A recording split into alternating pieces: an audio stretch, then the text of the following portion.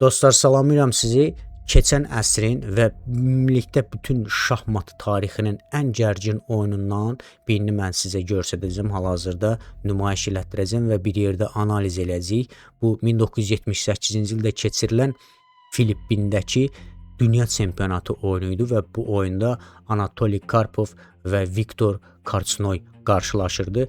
1972-ci ildə deməli Bob Fischer qalib gəldi Boris Spassk üzərində və dünya çempionu oldu və SSR-nin burada hegemonluğu dayanmışdı. Ancaq sonradan Bob Fischer Karpovla oyundan imtina elədi və avtomatik olaraq FIDE qaydalarına görə texniki qələbəni Karpova vermişdilər. Ancaq bu qələbə yəni həmin dövr üçün sadə sayılırdı. Nəyə görə? Çünki Karpov oyun oynamamışdı və Karpov özünü sübut eləməli idi ki, mən güclü oyunçuyam və ona görə də 1978-ci ildə keçirilən dünya çempionatı onun üçün özünü sübut eləmə deməli vaxtı kimi təyin olunmuşdu. Həmçinin bundan da əlavə ən əsas məsuliyyətlərdən biri Viktor Korçnoyun SSR-i xaini kimi damğalanması idi və İsveçrədə həyatını yaşayırdı. Ancaq həmin oyunda İsveçrə bayrağı ilə yox, FIDE bayrağından iştirak elədi. Çünki hələ İsveçrə vətəndaşlığını qəbul eləməmişdi. Oyun ərzində çox problemlər oldu. Karpova şirniyyat gətiriləndə Korçnoy ona imtina elədi. Sonra ondan əlavə Hind dini adamlarının salondan uzaqlaşdırılmağı, həmçinin taxılan eynək və bir nəfər var idi ki, o SSR-in nümayəndəliyində psixoloq kimi getmişdi ora. Deməli Zuxar adında köhnə KGB agenti idi. Onun missiyası nədən ibarət idi? Ön sırada oturaraq birbaşa Korçnoyun gözlərinin içinə baxmaq və ona psixoloji təsir göstərmək idi və bu oyun çox gərgin olmuşdur.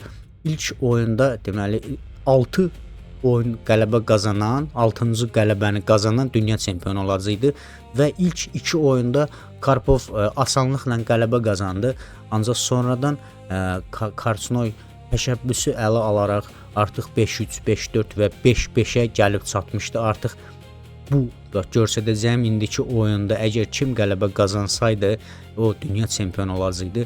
Əlbəttə ki, Karpov istəməzdi burada 6-5, 5-2 oyunu 6-5 uduzsun. Çünki bu hal-hazırda göstərdiyimiz oyun 5-5 demək şahmat tarixinin ən güclü geri dönüşü idi və Karpovun psixologiyası çox pozulmuşdu burada. Çünki 5-2 oyunu artıq bir qələbə də qazansaydı dünya çempionu olacaqdı. Ancaq Korçnoy'a imkan verməmişdi və 5-5-ə gəlib çatmışdı. Bu göstərdiyim oyun isə sonuncu oyundur və bundan sonra artıq oyun bitmişdi. Deməli SSR-nin nümayəndə heyətinin tərkibində həm Filippində 2 Grossmeister var idi, həm də Moskvadan birbaşa telegramla gedişləri deyirdilər. Məsəl üçün İspan partiyasını bitir və yaxud da Siciliya partiyasını bitir. Bu kimi gedişləri yazaraq indiki kimi elektron formada analiz olunmurdu. O vaxt otururdular, deməli analiz eləyirdilər oyunu və o analizlə oyunu davam elətdirirdilər və göstərəcəyim oyun sonuncu oyundur. Gəlin bir yerdə oyuna baxalım. Deməli vəziyyət budur. Bu sonuncu oyunun praktikası budur. Gördüyünüz kimi vəziyyət budur ki, ağlarda şah müdafiədədir. Qaraların isə şahı biraz narazıdır və burada qaraların B5 piyadası biraz çətindir və həmçinin də şah cinahında düzdür. Piyadalar çox olsa da qaraların şah cinahında piyadası çox olsa da ağların da B və C piyadaları var. Mövqe baxımından analiz göstərir ki, ağlarda üstünlük var və bu gedişdən sonra Korçnoy filini deməli B7 xanasına qoyur. Düzdür, bu sakit həmlədir, yəni zəif həmlə kimi qəbul olunur. Burada analizdə göstərilir ki, əgər filini A8-dən B7 xanasına yox, birbaşa mərkəzdən hücum etsəydi, artıq burada məsəl üçün piyada ilə götürülürdü.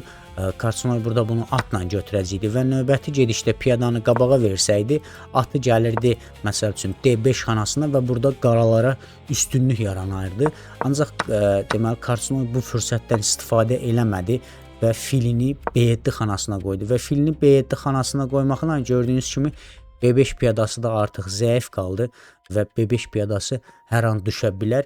Bu gedişdən sonra deməli Karpov atını C3 xanasına qoydu və bundan sonra artıq topunu Korçnoy A8 xanasına qoydu. Bir boş gediş eləyim. Deməli, əgər burada deməli Y6 eləsəydi, əgər topu bax indiki məqamda yox, bayaqları filini B7-yə qoymuşdu. Əgər indiki halda at topunu B8, A8-ə yox, piyadasını qabağa versəydi, burada artıq Karpov üçün üstünlük yaranırdı. Bayaqki gedişdə əgər fil A8-ə olanda piyadasını qabağa versəydi, Korçnoy üçün üstünlük yaranırdı. Ancaq belə məqamda fili gətirib B7-yə qoyanda artıq bu üstünlük keçirdi Karpova. Belə ki, piyadanı götürürdü. Əgər atla götürsə, burada C4 olunurdu. Rəqib isə piyada ilə götürüləndə fil gəlirdi, həmin piyadanı götürürdü və burada ağlara üstünlükdür.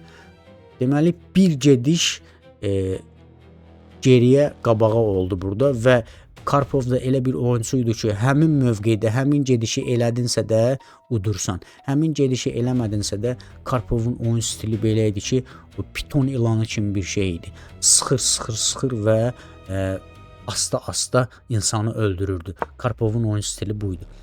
Burada Korçnoy topunu A8-ə gəlir və yəni piyadanı yenə də qabağa vermir.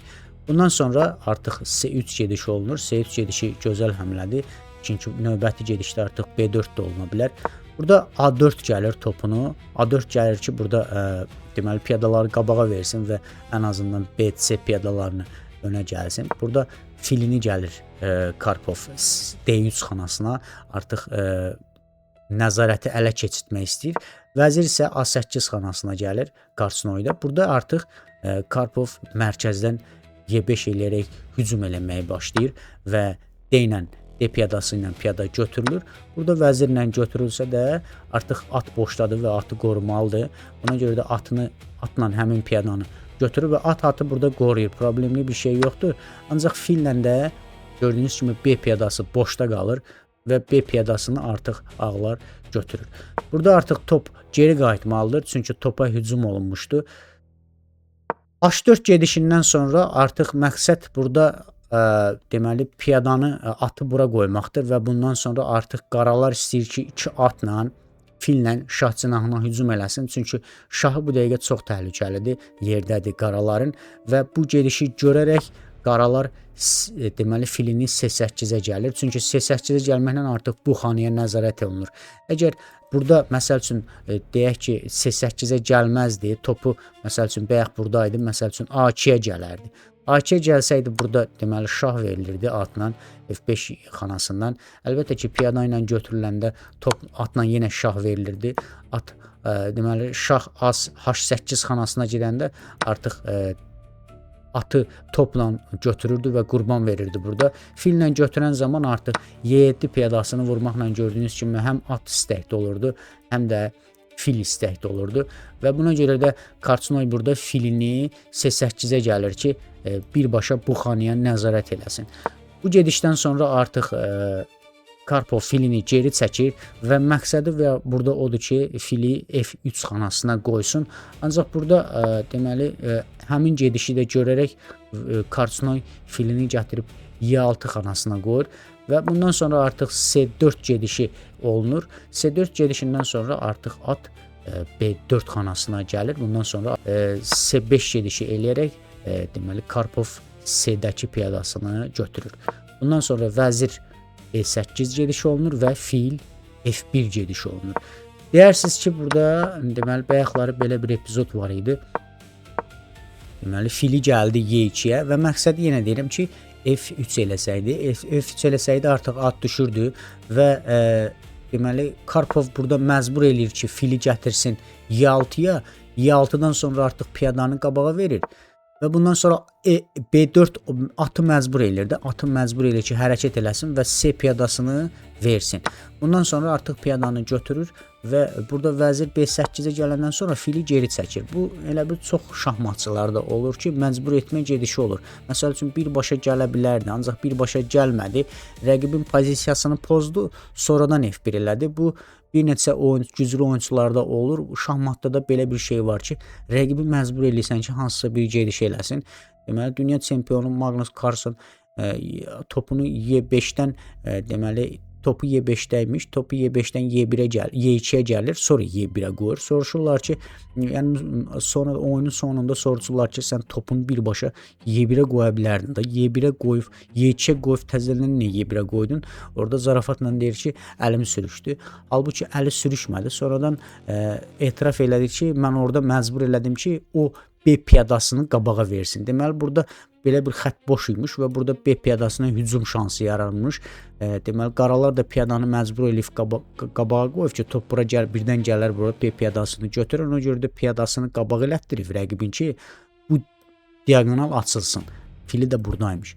Diagonal açılsın və o diagonaldan filə nəzarət eləsin. Ona görə də topunu Y2'yə, sonra da Y1'ə qoyub. Bu da həminki situasiyadır. Deməli, rəqibi məcbur eləyir ki, filini gəlsin və piyada boş qalsın. Həmçində atı müəyyən yerə oynatsın. Ondan sonra filini F1 xanasına qoysun. Karpov mövqe baxımından çox güclü oyuncusuydu. Yəni, hal-hazırda Karpova 1+1 üstünlük verir və elə bir oyuncudur ki, o 1+1'i hiss eləyən oyuncusuydu və oyununu elə mövqedən qururdu ki, +1'də aşağı düşmək yox idi, daima yuxarı qalxırdı. Yəni, əgər yaxşı vəziyyətinə düşürsə də.